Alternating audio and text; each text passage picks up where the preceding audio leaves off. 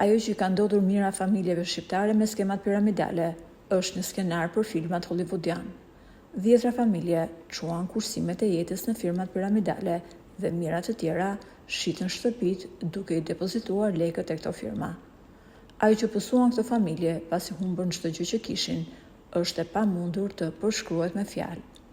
Edhe firma Vefa në drejtimin e Vebi Alimuçës çoi drejt rënimit mira familje. Duhet guxim për të krijuar një skem të tillë, duke ditur se do i marrësh qindarkën e fundit njerëzve që janë shumë të varfër, por Vebiu kishte guximin dhe liksin për ta krijuar këtë skem. Duket se Vebi Alimuça nuk ka kursyer as djalin e tij kur bëhet fjala për të shpëtuar jetën e vet. Detaje interesante rreth asaj që ka ndodhur në familjen Alimuça pas rënies së firmave piramidale e ka sjell nusja e djalit të Vebi Alimuçës. Në një intervistë, ajo shprehur se burri im është dënuar me burg për pastrim parash për një llogari bankare e cila ishte hapur në vitin 1996.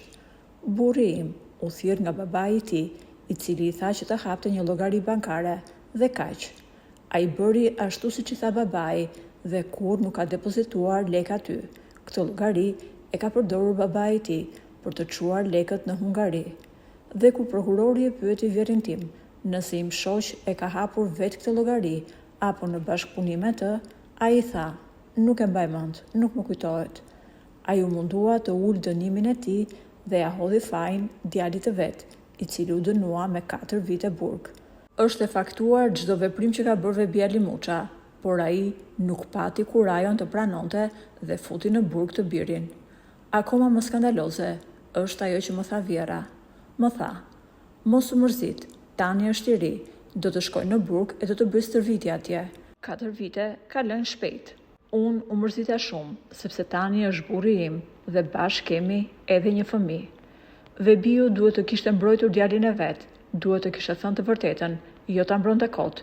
Ai ka gënjur dhe për këtë çështje unë atë do ta çoj deri në Strasburg. Sot unë nuk flas me familjen e burrit, sepse ato nuk e meritojnë respektin tim, as respektin e nipit të tyre. Skema piramidale ka qenë një plagë e shoqërisë shqiptare. Nëse edhe ju keni qenë të gënjur nga këto skema, mund të na lini mendimin ose historinë tuaj në komentet poshtë videos.